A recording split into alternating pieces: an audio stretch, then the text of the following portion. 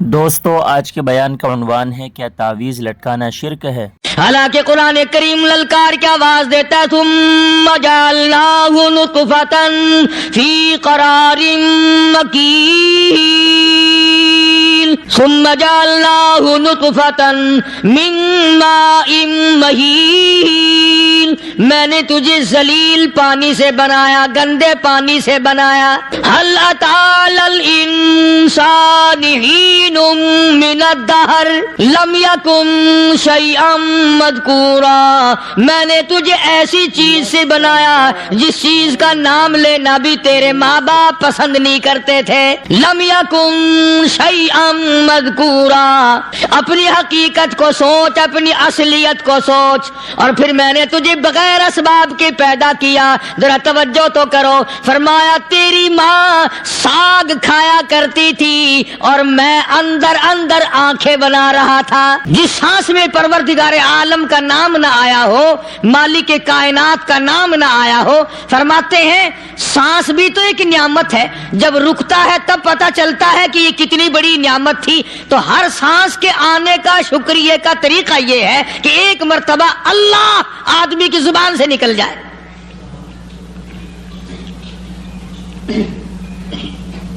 ابھی تو میری تیری نظروں میں اولاد نعمت ہے، کوٹھی نعمت ہے، بنگلہ نعمت ہے، کار نعمت ہے، پیسے نعمت ہے، لیکن اصل نعمت جو سانس آ رہی ہے اس کو جانتے ہی نہیں۔ اس کی سمجھ اس دن لگتی ہے جس دن یہ سانس رکتا ہے، پھر بنتا کچھ نہیں۔ تو قرآن کریم کی ہر صورت میں، ہر آیت میں، ہر پارے میں اللہ تبارک و تعالی جل شانہ نے اپنی ذات و صفات لوگوں کو سمجھائی۔ اور کمال ہے کہ مخلوق خالق کو نہیں پہچانتی۔ کس طریقے سے سمجھایا جائے؟ اب آپ بالکل ذرا ابتدا کی طرف آئیں۔ ہر چیز کا مٹیریل آپ کو معلوم ہے۔ ساری دنیا کہتی آتی ہے کہ گڑ ڈالو تو گڑ کا مزہ آئے گا، شکر ڈالو گے تو شکر کا مزہ آئے گا، جتنا خرچ کرو گے اتنا ہی مزہ آئے گا، ویسا ہی لطف آئے گا۔ یعنی ہر چیز کا جیسا مٹیریل ویسا ہی مال تیار ہوگا۔ کبھی انسان نے بھی غور کیا اپنے مٹیریل کی طرف کہ میں بنا کس چیز سے ہوں؟ کبھی آدمی نے بھی سوچا کہ میرا مٹیریل کیا ہے؟ حالانکہ قرآن کریم للکار کی آواز دیتا ہے ثم جعلناہ نطفۃ فی قرار مکین ثم جعلناہ نطفۃ من ماء مہین میں نے تجھے ذلیل پانی سے بنایا، گندے پانی سے بنایا۔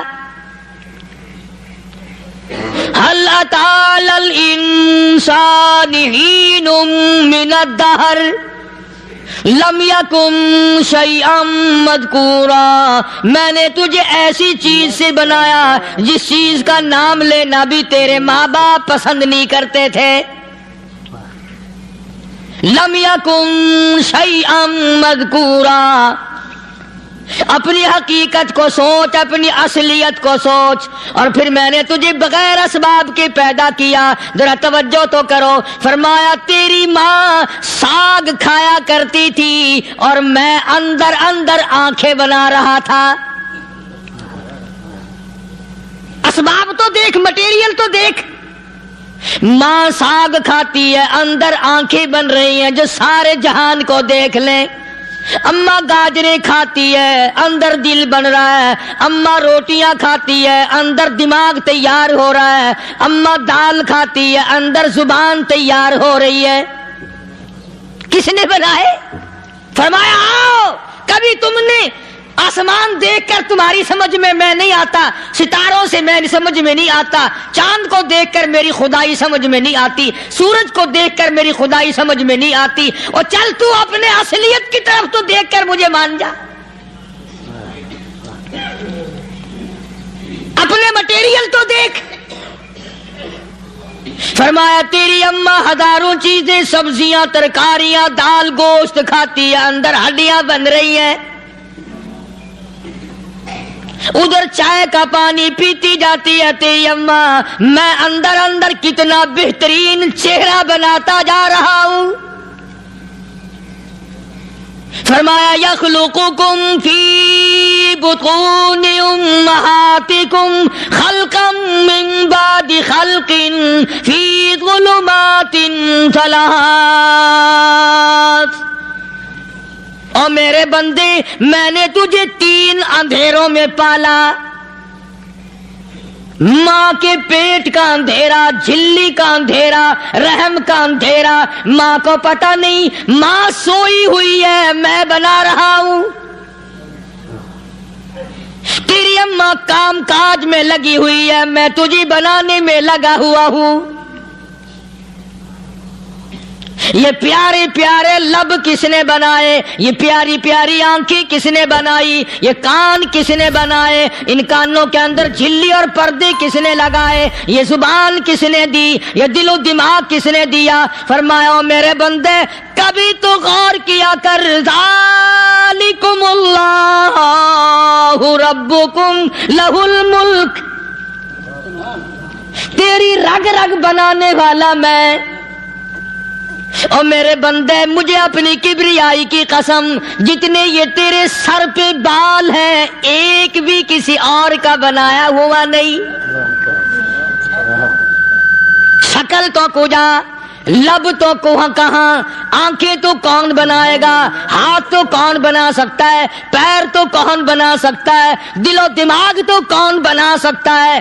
دماغ کے اندر سونگھنے کی طاقت کس نے رکھی؟ زبان کے اندر بولنے کی طاقت کس نے رکھی؟ چکھنے کی طاقت کس نے رکھی؟ ہاتھ کے اندر پکڑنے کی طاقت کس نے رکھی؟ پیر کے اندر چلنے کی طاقت کس نے رکھی؟ کانوں کے اندر سننے کی طاقت کس نے رکھی؟ فرمایا ذالکم اللہ ربکم۔ اور میرے بندے، جب یہ سب کچھ کرنے والا میں اور میری یہ بات بھی مان جا، تیرا رب میں ہوں،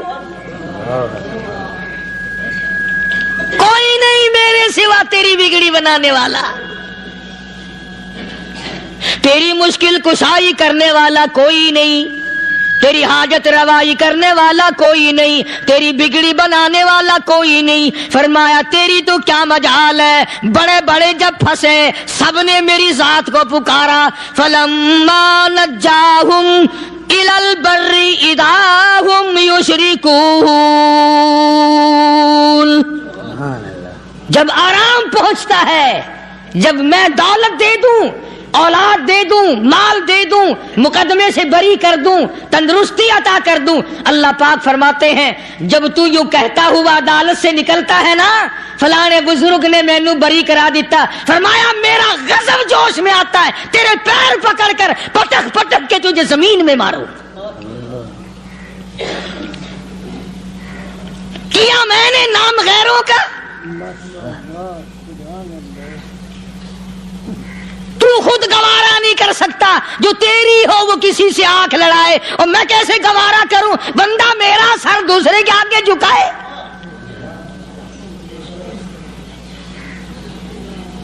میں کیسے گوارا کروں؟ اور فرمایا جب کسی کا سر میرے دروازے پہ نہیں جھکتا، پھر مجھے بھی اپنی خدائی کی قسم ہے، اگر میں مٹی اور درختوں کے سامنے نہ جھکاؤں تو میری خدائی کیا ہوئی؟ پھر در در کی مٹی چاٹتا ہے۔ کون آج اللہ کے قرآن کریم کو مانتا ہے؟ عورتوں کے اندر جو سیلاب چل گیا سو چل گیا، جو بات چل نکلی سو چل نکلی۔ فرمایا یا ایھا الناس،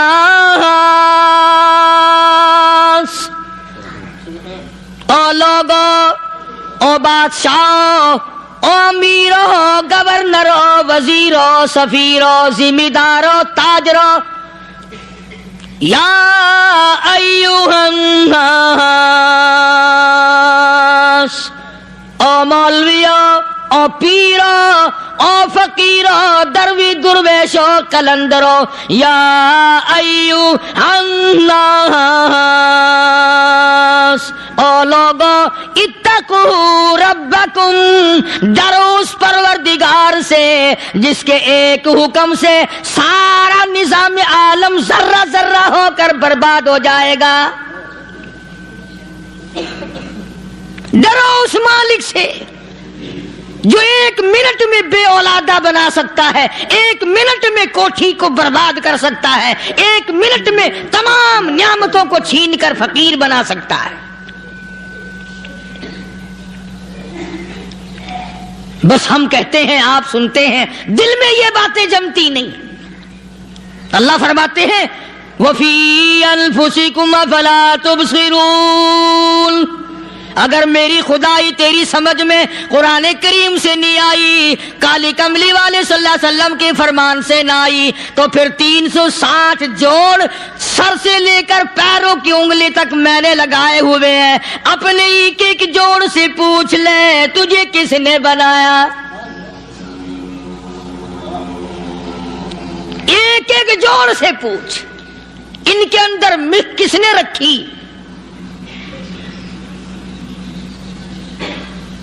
نشیب و نما تو دیکھ، تخلیق تو دیکھ آدمی کے اللہ پاک نے کس طریقے سے بہتر صورت میں بنائی ہے۔ اور ظاہر ہے اللہ نے کسی کی امداد نہیں لی کہ آؤ ذرا کان بنوانا جی اچھے سے، ذرا آپ کی فرم آنکھ بنانے والی ہے، آنکھ آپ کی ہو جائے، زبان میری ہو جائے، بندہ بن جائے گا۔ فرمایا نہیں، دنیا کے کام کرتے پھرو، بناتے پھرو، چلتے پھرو۔ فرمایا میرے بندے کا بال تم کوئی ساری دنیا کے سائنسدان ٹیکنالوجی کے ماہر مل کر بنا ہی نہیں سکتے۔ تو فرمایا اتقوا ربکم، ڈرو اس پروردگار سے۔ ڈرنے کا یہ مطلب نہیں کہ نماز پڑھنے مسجد میں آ جاؤ۔ فرمایا اتقوا ربکم، دکان پہ بیٹھا بیٹھا بھی ڈر، کارخانے میں کام کرتا کرتا بھی ڈر، مزدوری کے لیے جاتا آتا بھی ڈر، گلی میں سے گزرتا ہوا بھی ڈر۔ اتقوا ربکم،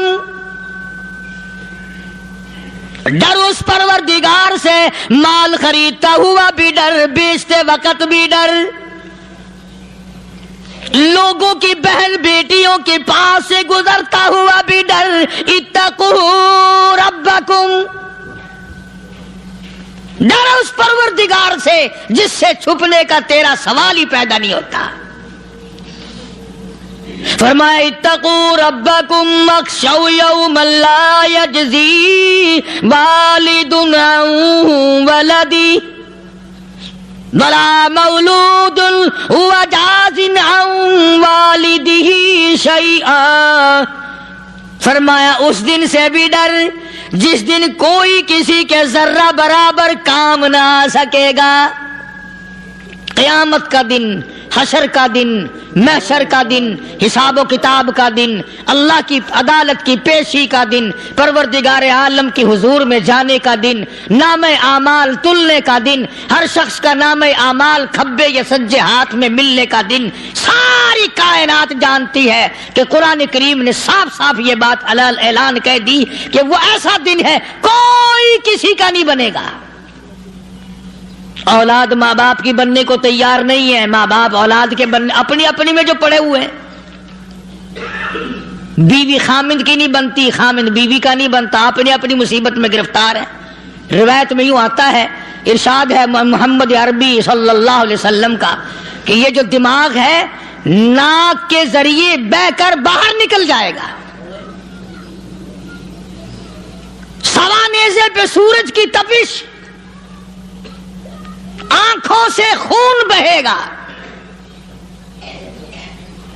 اہل محشر پناہ پکار اٹھیں گے۔ اور پھر کوئی 1-2 گھنٹے کی تو بات نہیں، قرآن کریم کی روح سے اور آیت کی صاف وضاحت سے پتہ چلتا ہے 50,000 سال کا ایک دن۔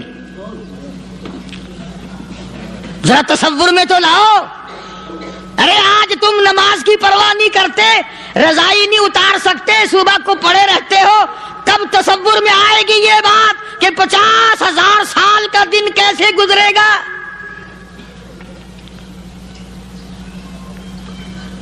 اب تو صبح کو عورت نہیں اٹھتی، مرد نہیں اٹھتا، شام کو یوں ہی کھا پی کر گدھے کی طرح بغیر نماز پڑھے سو جاتے ہیں، پرواہ ہی نہیں۔ فرمایا تعرج الملائکۃ والروح الیہ فی یوم کان مقدارہ 50,000 سنہ، 50,000 سال کا ایک دن۔ درخت نہیں، چھاؤں نہیں، کند نہیں، کوٹھی نہیں، بنگلہ نہیں، سمندر ختم، دریا ختم، نہر ندی نالے ختم، چشمے ختم، نلکے کنویں ختم، پانی کا نام و نشان نہیں۔ نظام عالم کو پہلے برباد کیا جائے گا، پھر یکدم سارا وجود ملا لیا جائے گا۔ اذا السماء انشقت، یہ آسمان کڑاک کڑاک کر کے پھٹ پڑے گا۔ وَإِذَا النُّجُومُ انْكَدَرَتْ، ستارے زمین پہ دھڑام دھڑام کر کے گریں گے۔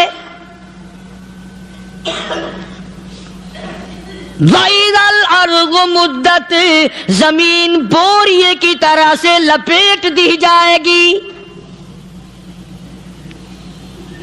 وَإِذَا الْجِبَالُ سُيِّرَتْ، یہ بڑے بڑے پہاڑ ہوا میں کپاس کی طرح اڑتے پھریں گے۔ تمام کے تمام علامات قرآن کریم بتا رہا ہے، اور آج مسلمان ہے، میں خود ہوں، آپ ہیں، میں قسم کھاتا ہوں کہ ہمیں خدا کے کلام پہ یقین کوئی نہیں۔ اگر یقین ہو پھر یہ غفلت۔ صحابی مدنی کریم صلی اللہ تعالی علیہ وسلم کا ساری رات کروٹیں بدلتا ہے، صبح ہوئی بیٹی نے پوچھ لیا، ابا جان میں ساری رات دیکھتی رہی، آپ کو نیند نہیں آئی، کیا کوئی تکلیف ہے؟ دیکھنے والی بیٹی کے بھی قربان جاؤں، بے چین ہونے والے ابا کے بھی قربان جاؤں، آخر بیٹی بھی جاگ رہی ہوگی تبھی تو دیکھا ہوگا۔ کہنے لگے ابا میں نے ساری رات کروٹیں بدلتے دیکھا، کیا بات ہے، آج نیند کیوں نہیں آئی؟ فرمایا لختے جگر او نور نظر، او میری بیٹی کل قرآن کریم کی ایک آیت سن کے آیا ہوں، ثم لم یتوبوا فلہم عذاب جہنم ولہم عذاب الحریق۔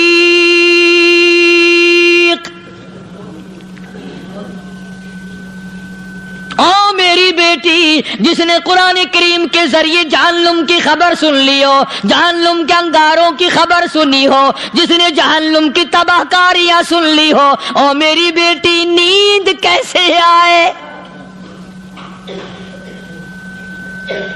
کیسے نیند آئے؟ امام شافعی رحمت اللہ علیہ اتنے بڑے جلیل القدر ولی کامل ہیں، وقت کے امام ہیں، پرہیزگار متقی ہیں، اپنی بیٹی کو فرمانے لگے لختے جگر تیری آنکھیں بگڑتی چلی جا رہی ہیں، میں دیکھتا ہوں تو ساری رات نیند نہیں کرتی، ساری رات سوتی نہیں، مصلی پہ کھڑی ہو کر قرآن پڑھتی رہتی ہے، تو کچھ نیند کر لیا کر، آنکھوں سے محتاج ہو جائے گی۔ عرض کرنے لگے ابا جان نیند آتی ہے، بستر پہ لیٹ جاتی ہوں، آنکھ لگنے کو ہوتی ہے، فوراً میرے دل میں خیال آتا ہے شافی کی بیٹی تو نے تو بستر سنبھال لیا، صبح تیری نامعلوم زمین کے اوپر ہوگی یا لاکھوں من مٹی کے نیچے ہوگی۔ پھر میری نیند اکھڑ جاتی ہے، پھر کھڑی ہو کر خدا کا قرآن پڑھتی ہوں۔ وہ ساری رات قرآن پڑھا کرتے تھے، اور بدقسمت قوم تمہیں صبح اٹھ کر قرآن کا سپارہ پڑھنے کی توفیق نہیں۔ اے مسلمان پر قرآن کا دیدار نصیب نہیں، قرآن کی زیارت نصیب نہیں، گدھے کی طرح کھاتے سو گئے اور گدھے کی طرح صبح اٹھ کر کھانا پینا شروع کر دیا۔ تو رب کے کلام کا اتنا باغی کہ تو دیکھنا پسند نہیں کرتا۔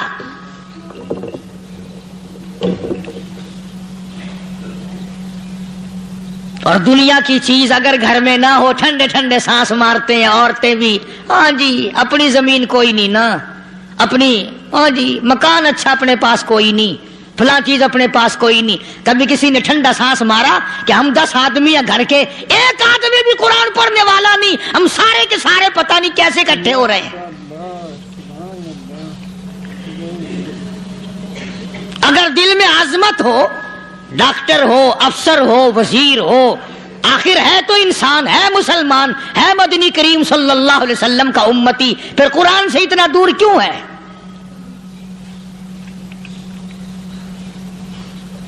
تو اللہ پاک جل شانہ نے فرمایا میرے بندے ہر حال میں ڈر، ہاں تیری ساری چلاکیوں کو میں جانتا ہوں، تیری ساری ہوشیاریوں کو میں اچھی طرح جانتا ہوں۔ فرمایا وہ دن دور نہیں، آیا وقت قیامت کا، آیا، کوئی کسی کے کام نہیں آئے گا۔ فرمایا ان وعد اللہ حق فلا تغرنکم الحیات الدنیا، دنیا نے پھنسا لیا، چہل پہل میں پھنس گئے، اس کے رنگ روغن میں لگ گئے، اس کی زیب و زینت میں لگ گئے، رات اسی کی سوچ ہے، دن میں اسی کا فکر ہے، اور مرنے کا کسی کو بھی فکر نہیں۔ قرآن کریم کے آخری سورت آخری لقمان کے آخری آیتوں میں عجیب مضمون رکھا ہے۔ فرمایا ان اللہ عندہ علم الساعۃ وینزل الغیث، قیامت کا ٹھیک وقت اللہ کے سوا کوئی نہیں جانتا۔ کسے معلوم ہے ابھی اگلے منٹ میں کیا ہو جائے گا، سیکنڈ میں کیا ہو جائے گا؟ اچھا ایک بات میرے ذہن میں آئی، یہ بڑے بڑے لوگ آپ کو ملیں گے دیہاتوں میں بھی، بازاروں میں بھی، شہروں میں بھی، فلانا بزرگ غیب کی باتیں بتایا کرتا تھا، فلانا ولی یوں بتایا کرتا تھا۔ کبھی یہ بھی تو پوچھنا کہ اس ولی نے کبھی یہ بھی بتایا کہ میں مروں گا کب، کس دن مروں گا؟ جب اپنی موت کا پتہ نہیں تو اور کسی چیز کا کیا پتہ ہے؟ صرف اٹکل پچو تیر لگانے والی بات ہے۔ ابھی چند مہینے ہوئے یہاں میرے پاس چند نوجوان آئے ملتان شہر سے اور کہنے لگے کہ 25,000 کی چوری ہو گئی ہے، بتا کدھر کون لے گیا، کدھر لے گیا؟ میرے پاس آئے یہاں، میں نے کہا بتا دوں گا پر آدھے لوں گا۔ کہنے لگا نہیں نہیں دیکھا نا جی اتنا تو نہ کرو۔ اور میں نے کہا وہ سارے ہی چلے گئے یار، یقین کرو میں یہاں چارپائی میں بیٹھا ہوں دروازے کے باہر، عصر کے بعد پوری پارٹی آئی اسی شہر کی کہ 25,000 روپیہ گم ہو گیا ہے، بتا کدھر گیا ہے؟ سب لوگ کہتے ہیں قاری حنیف بتاتا ہے، سنو قاری حنیف بتاتا ہے، تینا کرا دوں گا میں۔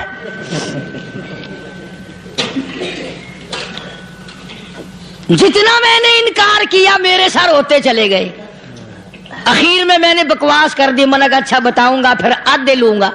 کہنے لگے نہیں، تماشا دیکھا یعنی اندازہ لگاؤ کہ ہم شہر سے سن کر آئے ہیں کہ قاری حنیف چوریاں بتاتا ہے۔ اللہ غنی، کس کو معلوم ہے کہ ابھی کیا ہو جائے گا؟ اللہ پاک نے کسی کو نہیں بتایا۔ فرمایا ان اللہ عندہ علم الساعۃ وینزل الغیث،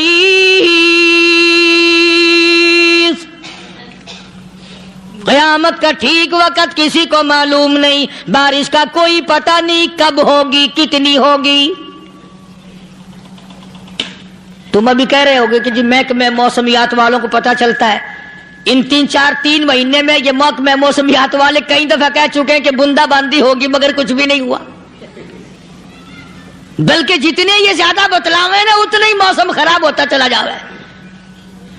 پچھلے سال انہوں نے روئی کی گانٹھوں کی گنتی بتائی کہ اتنی کپاس پیدا ہوگی ملک میں، اتنی روئی کی گانٹھ بنے گی، اتنی باہر بھیجیں گے اور اتنی اپنے گھر رکھیں گے۔ ذرا پوچھو تو صحیح ذمہ داروں سے سر کھجاتے پھریں کہ کھاد کے پیسے بھی واپس نہیں ہوئے۔ بھلا کسی کو کیا پتا کہ ابھی کیا تھا اور ابھی کیا ہو جائے گا، کل کیا ہوگا، پرسوں کیا؟ ایک اللہ کی ذات جانتی ہے۔ فرمایا وَيُنَزِّلُ الْغَيْثَ، کوئی نہیں جانتا بارش کب ہوگی، کتنی ہوگی، کہاں تک ہوگی، کس قدر ہوگی، کس طرف میں ہوگی، کہاں نہیں ہوگی۔ وَيَعْلَمُ مَا فِي الْأَرْحَامِ، کوئی نہیں جانتا عورت کے پیٹ میں کیا ہے، لڑکا ہے کہ لڑکی۔ باپ کو پتہ نہیں، ماں کو پتہ نہیں، دادی کو پتہ نہیں، نانی کو پتہ نہیں۔ یوں کہ کسی کو پتہ ہو یا نہ ہو، حضرت صاحب کو پتہ لگ جاتا ہے۔ حضرت صاحب کو کیوں؟ حضرت صاحب ٹھڈ دے اندر وڑدا ہوندا ہے۔ تماشا دیکھ، کوئی کسی کو پتہ نہیں چلتا، اور خدا نے اپنی خدائی کسی کو تقسیم کر کے دینی نہیں۔ لم یلد ولم یولد، نہ میرے ماں باپ، نہ میں کسی کا باپ، نہ میری اولاد، نہ میں کسی کی اولاد۔ اللہ الصمد، بے نیاز، بے مثل، بے مثال ہوں، ہمیشہ سے ہوں اور ہمیشہ رہوں گا۔ سام میرے محتاج ہو، میرے دروازے کے گداگر ہو، میرے دروازے کے فقیر ہو، میرے دروازے کے دستے نگر ہو، آؤ مانگو کھاؤ، موت آئے مر جاؤ۔ اگر اکڑو گے، فرمایا پھر میں نے بڑی بڑی سزائیں دی ہیں لوگوں کو۔ ہاں ہاں، میں تو توبہ بھی منہ سے نہیں نکلنے دیتا، کلمہ تو کلمہ ہائے نہیں کرنے دیتا میں۔ جب میں موت کا پیغام دوں، یکدم دل کی حرکت بند ہو جاتی ہے، ہائے بھی نہیں، اوئی بھی نہیں، اف بھی نہیں، کچھ بھی نہیں۔ فرمایا وَيَعْلَمُ مَا فِي الْأَرْحَامِ، کسی کو پتہ نہیں عورت کے پیٹ میں کیا چیز ہے۔ دیکھو نا، جس نے 9 مہینے بچہ پیٹ میں رکھا، جب بچہ پیدا ہوتا ہے نا، خود ماں بھی کان لگاتی ہے، بتائیں گی لڑکا ہے کہ لڑکی ہے۔ بےتابی سے انتظار کرتی ہے، بڑی بے قراری سے انتظار کرتی ہے عورت کہ یہ دائی بولے، کوئی اور پاس والی بولے، کوئی اور چھوٹی بڑی گھر کی عورت بول کے بتائے کہ لڑکا ہے کہ لڑکی ہے۔ اور جس نے 9 مہینے پیٹ میں رکھا، جب اس کو پتہ نہیں تو پرلی طرف بیٹھے ہوئے حضرت صاحب کو پتہ کیسے چل گیا۔ وَيَعْلَمُ مَا فِي الْأَرْحَامِ، زیادہ سے زیادہ تمہیں یہ کہیں گے جی فلاں بزرگ نے دعا کی تھی، اللہ میاں لڑکا دے گا، لڑکا ہو گیا، ٹھیک ہے، دعا تو بھی مانگ، بزرگ بھی مانگے، پیر بھی مانگے، فقیر بھی مانگے، عالم بھی مانگے، ماں بھی مانگے، باپ بھی مانگے، خاندان سارے مانگو۔ بات یہ ہے مانگو تو سارے، پر یوں کہو دینے والا وہ ایک ہے بس، یہ ہے اصل بات۔ اور مانگنے کی تو کوئی کسی کی وہ نہیں۔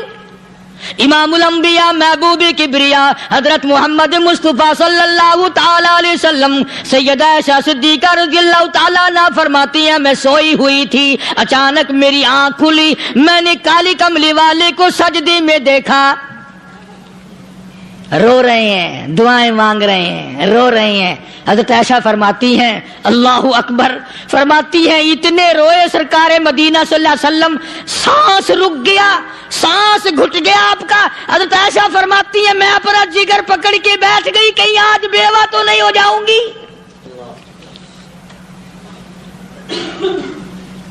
نبی نے اتنا مانگا، اتنا مانگا، اتنا مانگا، اس کائنات میں مانگنے والا کوئی آیا ہی نہیں۔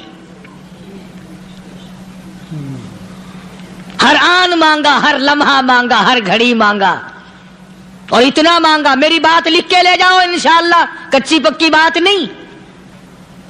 سیدہ عائشہ صدیقہ رضی اللہ تعالیٰ عنہ گواہ ہے، سیدہ فاطمہ الزہرا رضی اللہ تعالیٰ عنہ گواہ ہے، نبی کی گھر والی گواہ، نبی کی لخت جگر نوری نظر فاطمہ الزہرا گواہ، فرماتی ہے حضور کریم صلی اللہ علیہ وسلم کا جب آخری وقت آیا، آواز بالکل ختم ہو گئی، آواز بالکل پست ہو گئی، پھر بھی لب حرکت کرتے تھے، لب حرکت کرتے تھے، دونوں کی دونوں فرماتی ہیں ہم نے کان لگایا، آواز تھی ربی حبلی امتی، ربی حبلی امتی، اور میرے مولا میری امت کو معاف کر دے۔ اور خدا کی قسم کالی کملی والے نے آخری سانس تک مانگا ہی مانگا۔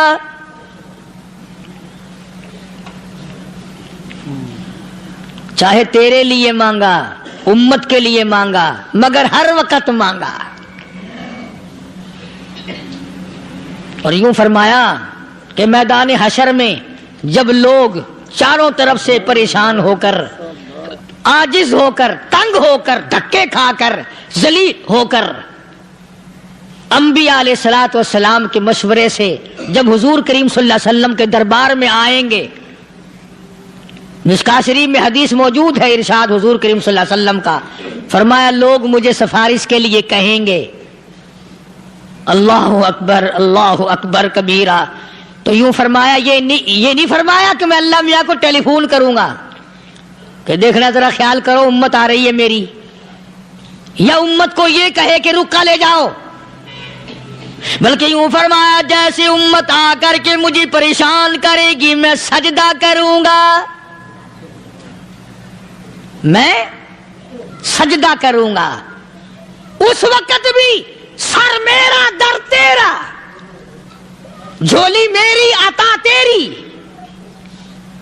اور حدیث پاک کا اگر مضمون پڑھ کر دیکھو سارے مضامین حل ہو جائیں۔ یوں فرماتے ہیں خود حضور کریم کہ میں اتنا لمبا سجدہ کروں گا اس وقت قیامت میں، اتنا لمبا سجدہ کروں گا کہ 7 دن 7 راتیں کا وقت 1 ہفتے کے برابر وقت لگ جائے گا، میں سر سجدے سے نہیں اٹھاؤں گا۔ اتنا لمبا سجدہ کروں گا کہ 1 ہفتے کے مقدار وقت لگ جائے گا۔ یہ مقدار کیوں فرمایا؟ قیامت کا دن ہے نا، دن ڈھلنا نہیں، چھپنا نہیں، رات آنی ہی نہیں، رات تو ہے ہی نہیں نا، اس لیے فرمایا 1 ہفتے کی مقدار دن لگ جائے گا، وقت ختم ہو جائے گا پورا ہفتے کے برابر۔ اس کے بعد اللہ پاک مجھے فرمائیں گے ارفع راسک یا محمد صلی اللہ علیہ وسلم، میرے محبوب سر اٹھاؤ، سل مانگو توتا دوں گا، مانگو دیا جائے گا، سوف یعطیک ربک فترضی، تیرا رب تجھے راضی کر دے گا۔ صحابہ اکرام رضوان اللہ تعالی علیہ مجمعین نے عرض کر دیا یا رسول اللہ صلی اللہ علیہ وسلم آپ کس وقت راضی ہوں گے؟ کتنے لوگ جنت میں چلے جائیں گے، دوزخ میں چلے جائیں گے، آپ کس وقت راضی ہوں گے؟ خدا کی قسم اس محسن کائنات کا کیا کہنا کالی کملی والے نے جو ہم پر مہربانی فرمائی۔ یوں فرمایا جب تک ایک ایک امتی کلمہ پڑھنے والے کا ہاتھ پکڑ کر جنت میں نہ لے جاؤں میں محمد الرسول اللہ کو چین نہیں آئے گی، ایک ایک کو لے جاؤں گا اور چین نہیں آئے گا مجھے اس وقت بھی۔ تو عرض یہ کر رہا تھا کہ قرآن کریم نے اور تمام چیزوں میں عقیدے کا سدھار کہ عقیدہ بناؤ، یہ جو عقیدہ ہے نا اس کی حیثیت ایسی ہے جیسے پہلی اینٹ عمارت کی، اگر اینٹ ٹیڑھی ہو گئی تو ساری عمارت ٹیڑھی ہو جائے گی، اگر عقیدہ صحیح نہیں تو سارے اعمال ٹیڑھے ہو جائیں گے، اور اگر عقیدہ صحیح ہے تو اعمال بھی اور تمام افعال بھی اخلاق بھی تمام کی بنیاد جو ہے وہ صحیح رہے گی اور اچھی توفیق ہوگی۔ یہ عربی کلمہ ہے، آپ اور میں اگر کلمے کا معنی سمجھ لیں پھر بھی بات بنتی ہے۔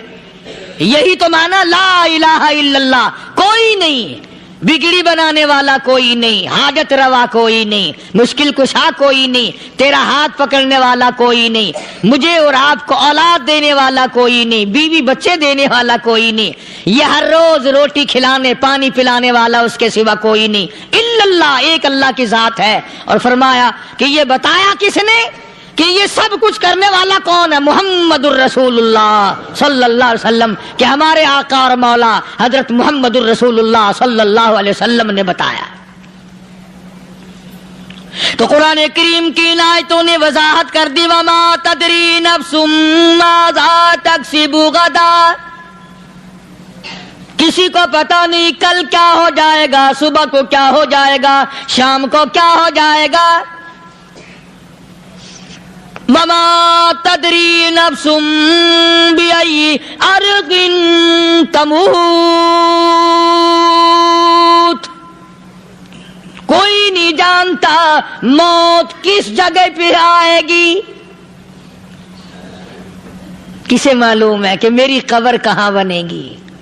کوئی نہیں جانتا میرے اس بدن کو جانور کھا جائیں گے. کسی کو علم نہیں ہے کہ قبر کا گڑھا ملے گا کہ نہ ملے گا، کفن ملے گا کہ نہ ملے گا، نماز جنازہ نصیب ہوگی کہ نہ ہوگی، غسل نصیب ہوگا کہ نہ ہوگا، کوئی نہیں جانتا. کلمہ پڑھتے موت آئے گی یا کنجری کے گانے سنتے گاتے موت آئے گی؟ کس کو علم ہے کہ آخری کلام جو دنیا میں ہوگا وہ درود پاک ہوگا یا قرآن کریم ہوگا یا دعا ہوگی یا استغفار ہوگا، اور یا گالی منہ سے نکلے گی، دم نکل جائے گا؟ کسے معلوم ہے؟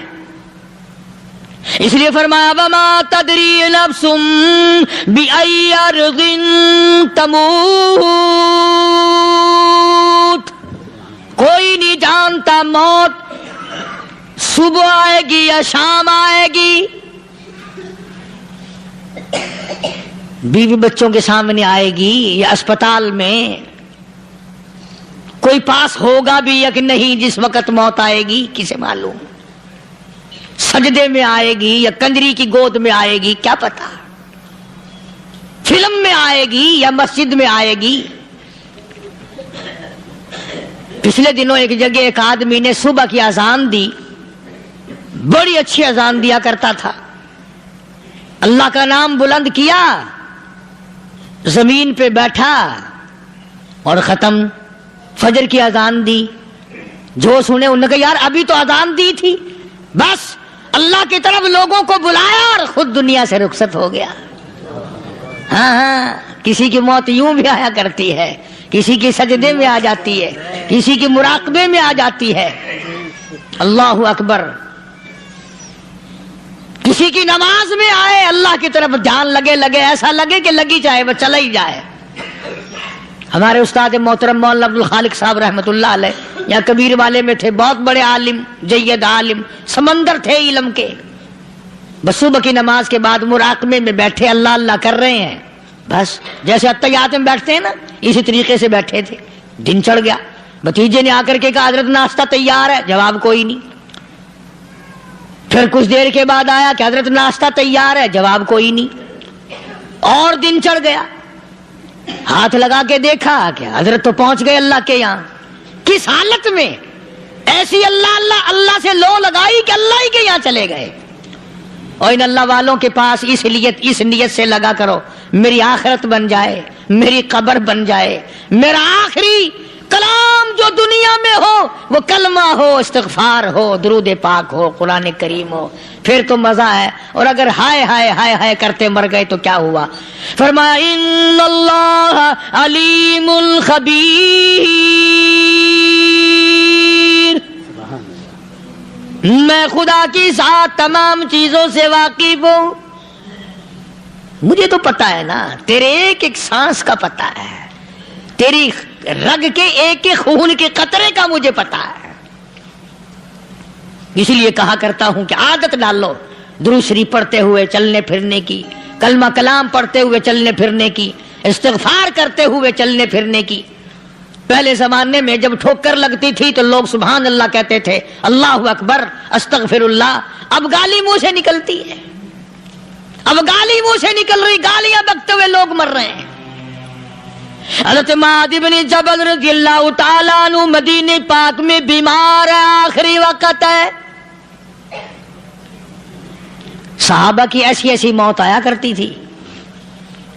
چاروں طرف جتنے گھر والے بیٹھے ہیں، اماں بھی، بیٹی بھی، گھر والی بھی، بہن بھی، بھائی بند بھی، قبیلہ بھی، خاندان بھی. مدینہ شہر ہے، کالی کملی والے کا شہر ہے. حضرت معاذ بن جبل کا آخری وقت ہے. چاروں طرف بیٹھنے والے بھی تلاوت کر رہے ہیں قرآن کریم کی، خود معاذ بن جبل بھی تلاوت فرما رہے ہیں. اچانک حضرت معاذ رضی اللہ تعالیٰ عنہ رونے لگے. روئے حضرت معاذ. یہ وہ جوان ہے جس کو رخصت فرمانے کے لیے یمن کا گورنر بنا کر کے بھیجا حضور صلی اللہ علیہ وسلم نے. حضور صلی اللہ علیہ وسلم اس کو روانہ فرمانے کے لیے کئی میل پیدل تشریف لے گئے. ہاں حضور کے صحابہ تو معاذ بن جبل جب رونے لگے تو گھر والوں نے پوچھا کیوں؟ کوئی بیٹھا ہوگا نا، کہنے لگا ڈر گئے، موت سے ڈر رہے ہو، موت سے ڈر کے رو رہے ہو؟ حضرت معاذ کہنے لگے نہیں، موت سے کیا ڈرنا، میں کیوں ڈروں موت سے، اس نے تو آنا ہی آنا ہے، میں نہیں ڈرتا۔ انہوں نے کہا پھر رویا کیوں رو رہے ہو؟ اللہ اکبر۔ صحابی کہتا ہے میرے دل کی تمنا میرے دل میں رہی، میری آرزو پوری نہ ہو سکی، میری حسرت میرے دل میں رہی، میرا شوق پورا نہ ہو سکا، میری آرزو پوری نہ ہو سکی، میری تمنا پوری نہ ہو سکی، بستر پہ موت آ رہی ہے اس لیے رو رہا ہوں۔ اے کاش رمضان کا مہینہ ہوتا، میں روزے دار ہوتا، گرمی کا موسم ہوتا، مجھے سخت پیاس لگی ہوتی، کفار سے مقابلہ ہوتا، میدان جہاد اور جنگ ہوتا، میں کئی کافروں کو قتل کر دیتا، پھر وہ مجھے قتل کر دیتے، میری زبان کاٹ لیتے، میری اللہ کے یہاں پیشی ہوتی، میرا رب مجھ سے پوچھتا معاذ دنیا سے کیا لایا؟ میں عرض کرتا الہی بولوں کیسے، تیری راہ میں زبان کٹا کے آیا ہوں اور روزہ رکھ کر آیا ہوں، تیرے محبوب کے حوض کوثر کے پانی سے روزہ افطار کروں گا۔ کہتا اس لیے رو پڑا ہوں کہ بستر پہ موت آ رہی ہے۔ ڈر کس چیز کا؟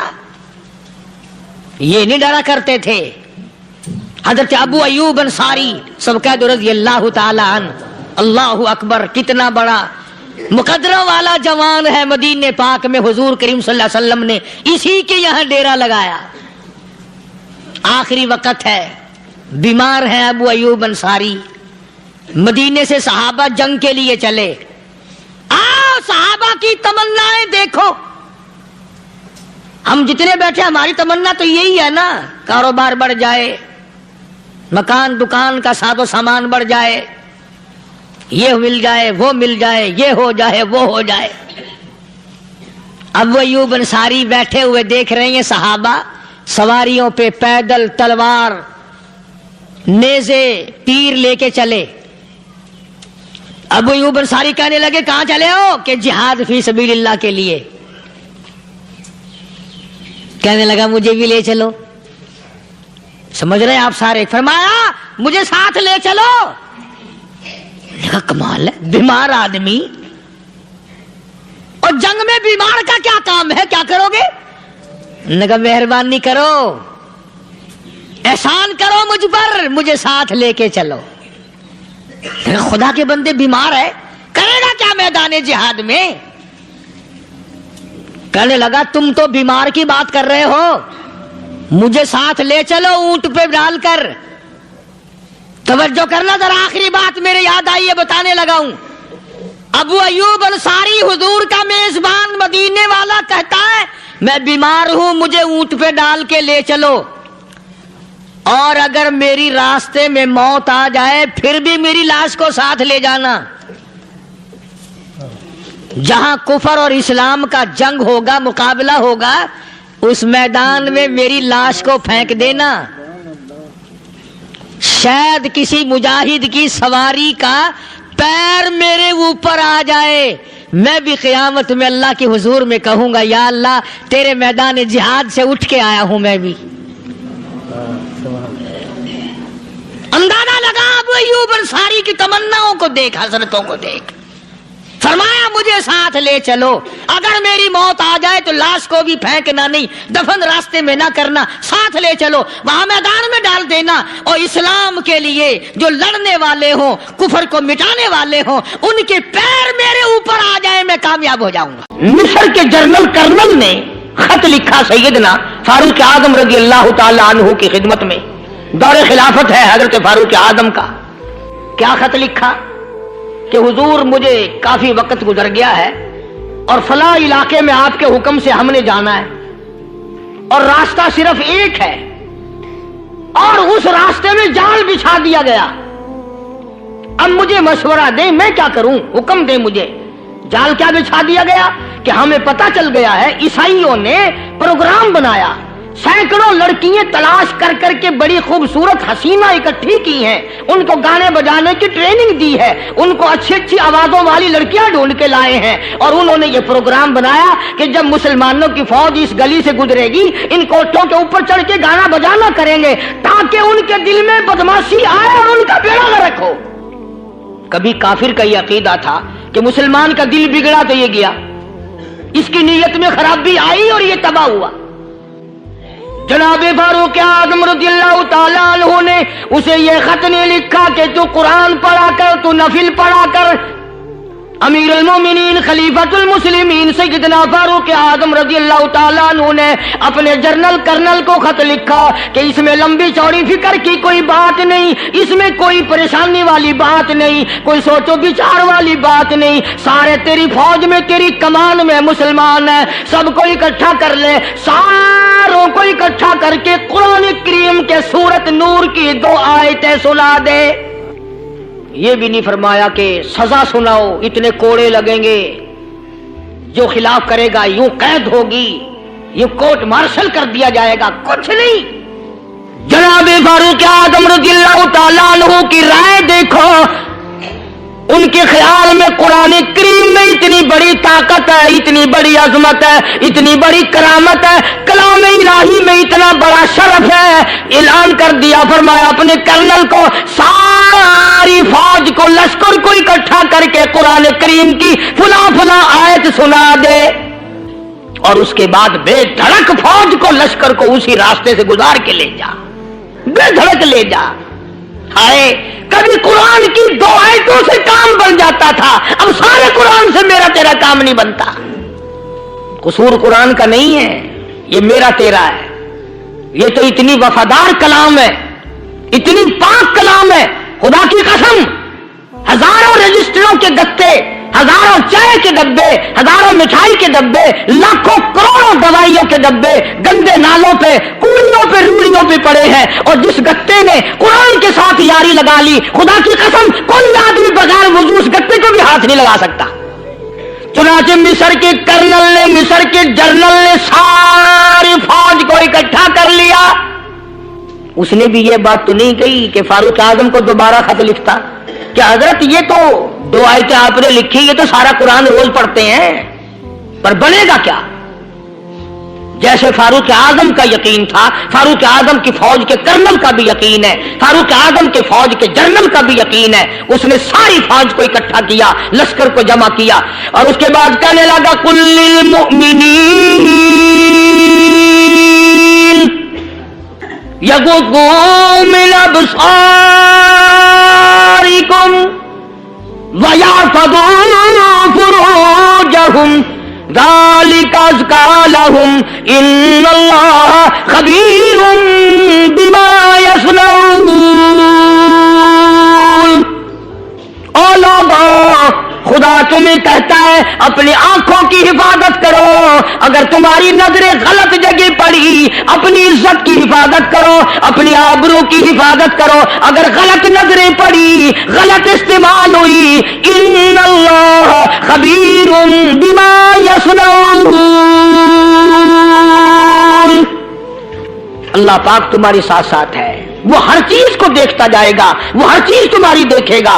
چنانچہ تاریخ شاہد ہے، ابن حشام نے لکھا ہے، ابن خلدون نے لکھا ہے، اور کئی مورخین نے لکھا ہے کہ جب مسلمان جنرل نے، مسلمان کرنل نے اپنی فوج کو قرآن کی 2 آیتیں سنائی اور اس کے بعد حکم دیا چلو، تمام کا تمام لشکر چل رہا ہے، ادھر ڈھول بجا، دھماکے بجے، گانا شروع ہوا، گانا بجانا شروع ہوا، ساری فوج نکل گئی، سارا لشکر چلا گیا۔ لڑکیوں نے دیکھا کہ یہ تو ختم ہو گئے، نیچے آواز دے کے کہنے لگی اور جانے والوں یہ ساری فوج کئی اندھوں کی فوج تو نہیں، یہ حسن کا نظارہ اور یہ ڈانس اور یہ آواز، ہم ناچ ناچ کے تھک گئی، کوئی سر نہیں اٹھاتا۔ مسلمان کرنل کے حکم پہ ساری فوج نکل گئی، ناچنے والی گانے والی لڑکیاں عیسائیوں کی حیران ہیں، کیا ہوا؟ لاکھوں کی تعداد میں فوج गुजर गई, कोई निगाह उठा के नहीं देखता। एक मुसलमान सिपाही गुजरता गुजरता नीची नजरें किए किए कहने लगा, सर कैसे उठाए, निगाह कैसे कोई उठाएगा, ये सारे के सारे अल्लाह का कुरान सुनकर आए हैं। उनका अमल हुआ ना कुरान पे, उनके अमल का कितना बड़ा असर पड़ा। मुर्रिखीन ने लिखा, इब्ने हिशाम लिखता है, ईसाई लड़कियों ने छलांगे लगा दी, कोठे से नीचे आ गई, कहने लगी आम मुसलमानों वो कुरान हमें भी सुना के जाओ जिसमें इतनी स्पिरिट है, इतनी ताकत है, जो हुस्न के नजारे से रोक दे, जो गाने बजाने से रोक दे। ये तो आदमी के दिल का सुकून है, न गाना सुनते हो न हुस्न का नजारा करते हो, जाते वाले यूं ना जाओ, हमें भी वो कुरान सुना के जाओ। उस कुरान में कितनी बड़ी ताकत है, वो कितनी अजमत होगी, उसमें उस कलाम में कितनी बरकत होगी, जिस कलाम में ये तासीर है कि वो ऐसी ऐसी चीजों से रोक देता है। चुनाचे एक मुसलमान सिपाही चलता भी जाता है और कहने लगा, वकुल्लिल